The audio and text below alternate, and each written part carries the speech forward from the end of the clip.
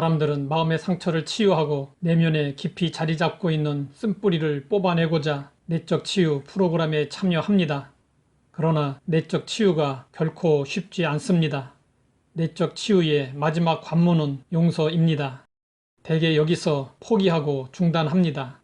쓴뿌리로부터의 자유를 얻기 위해 여러 가지 심리적인 치유 방법들을 적용하지만 쓴뿌리가 내면에 자리 잡고 있다면 진정한 내적 치유는 이루어지지 않습니다.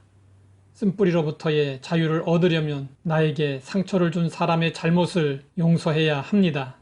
그렇기 때문에 예수님은 짧은 주기도 속에 용서를 집어넣으셨습니다. 우리가 우리에게 죄 지은 자를 사하여 준 것 같이 우리 죄를 사하여 주시옵고, 그리고 예수님은 강력하게 용서를 요청하셨습니다. 너희가 사람의 잘못을 용서하면 너희 하늘 아버지께서도 너희 잘못을 용서하시려니와 너희가 사람의 잘못을 용서하지 아니하면 너희 아버지께서도 너희 잘못을 용서하지 아니하시리라. 예수님은 왜 이렇게 강력하게 우리에게 용서하라고 요청하시는 것일까요? 용서는 다른 사람을 풀어주기 위함이기도 하지만 용서하지 않으면 우리 자신이 괴롭기 때문입니다. 결국 용서는 상대방을 위한 일일 뿐 아니라 나를 위한 일입니다. 용서하지 않으면 미워하는 상대방 생각에 늘 사로잡혀 있게 됩니다. 이로 인해 그 사람에게서 벗어나지 못합니다. 용서는 그 사람에게서 벗어나 자유롭게 되는 일입니다.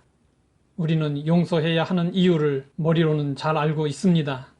그러나 용서는 머리가 아니라 마음으로부터 우러나와야 합니다.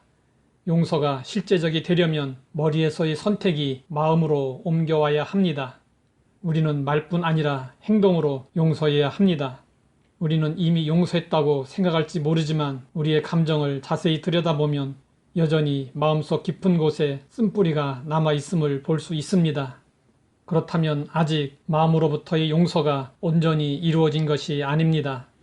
마음으로부터의 용서는 예수님이 산상수훈에서 말씀하신 대로 할 수 있는 것을 말합니다. 나는 너희에게 이르노니 너희 원수를 사랑하며 너희를 박해하는 자를 위하여 기도하라. 마음의 용서는 그들이 잘 되도록 기도하고 축복해 줄 수 있는 상태를 의미합니다.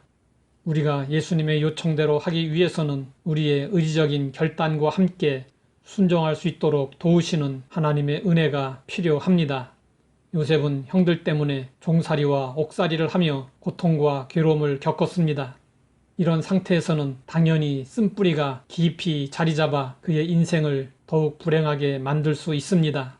그러나 요셉은 함께 하시는 하나님의 은혜와 하나님의 섭리에 대한 이해로 마음의 쓴뿌리를 제거할 수 있었습니다. 요셉은 형들을 만났을 때 이렇게 말했습니다. 당신들이 나를 이곳에 팔았다고 해서 근심하지 마소서, 한탄하지 마소서. 하나님이 생명을 구원하시려고 나를 당신들보다 먼저 보내셨나이다. 요셉은 하나님의 섭리를 형들에게 들려주며 형들을 기꺼이 용서했습니다. 이후 세월이 흘러 야곱이 세상을 떠나자 요셉의 형들은 요셉의 복수를 두려워했습니다.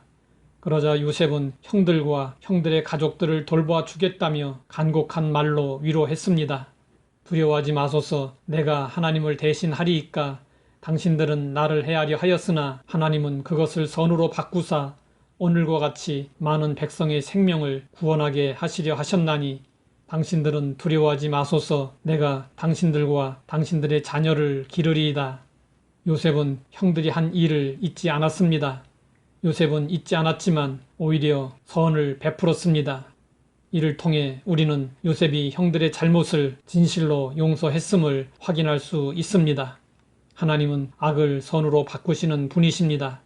이런 하나님의 뜻과 섭리를 알면 우리는 조금 더 수월하게 용서할 수 있게 됩니다. 우리는 진정한 용서를 통해서 우리가 우리에게 죄 지은 자를 사하여 준 것 같이 우리 죄를 사하여 주옵소서라고 기도할 수 있어야 합니다. 하나님 아버지, 쓴뿌리로부터 자유로울 수 있는 방법을 알려주시니 감사합니다. 하나님의 뜻을 따라 용서하고 나아가 축복까지 할 수 있는 은혜를 주시옵소서. 예수님의 이름으로 기도드립니다.